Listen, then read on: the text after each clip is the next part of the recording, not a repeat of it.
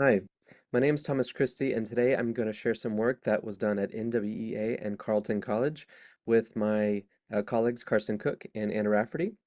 We call this dynamic lens, uncertainty preserving deep knowledge tracing with state space models.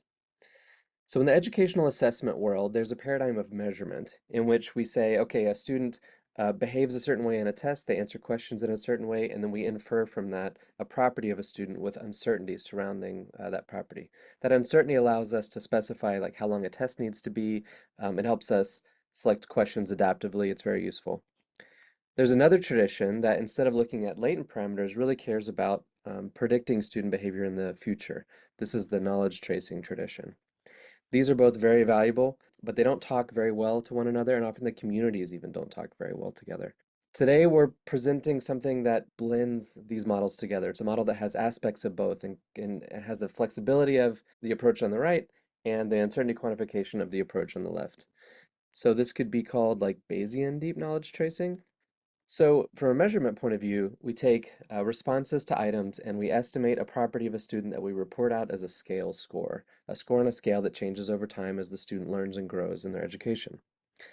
But you can also take samples from this posterior belief and make predictions for how students will respond on other items. If you look at this model and you take the functions that convert data into parameters and parameters into data or predictions, and replace them with neural networks, you get something that looks a lot like a variational autoencoder. So last year at Learning at Scale, we shared a paper where we built a model based on this variational autoencoder idea, but where every time a student answers a new question, rather than having a big matrix of students by items, we integrate the information provided by the student's response using Bayes' rule by multiplying Gaussians together in the latent space. That produces responses, predictions of student responses that look a lot like Bayesian posterior predictions.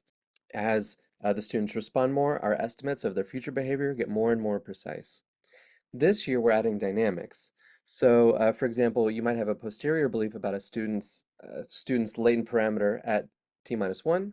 You make a forecast to time t that becomes a prior, you integrate information from student behavior, in this case homework practice, to make a new posterior. And then you forecast again, that gives you a prior for t plus 1, and you integrate information again. And you might recognize this as a state space model. That's exactly what we're doing, except these parameters are not necessarily interpretable. They're parameters of a latent space created by a variational autoencoder architecture. So we can take that architecture I showed you before and turn it sideways, and we end up with something that looks like a hybrid between a state space model and a recurrent neural network, where we have data coming in from the bottom, we have predictions coming out the top, we have a forecast that connects time points. If we make predictions with this using data from a simulated cognitive diagnostic model or a map growth and NWA data set, our predictive quality in terms of AUC is comparable to other models like deep knowledge tracing and SAINT. But we have something that those models don't, which is um, as you go from bottom to top in this diagram, in this plot, we're integrating more and more information about a student as their knowledge changes over time. So this is a prediction of a probability correct of a single item, and as we make more observations of the student, our prediction gets more and more peaked and moves towards the sort of correct value. This line is the ground truth. All right, that's it. Thank you so much for listening, and hope to see you at Educational Data Mining.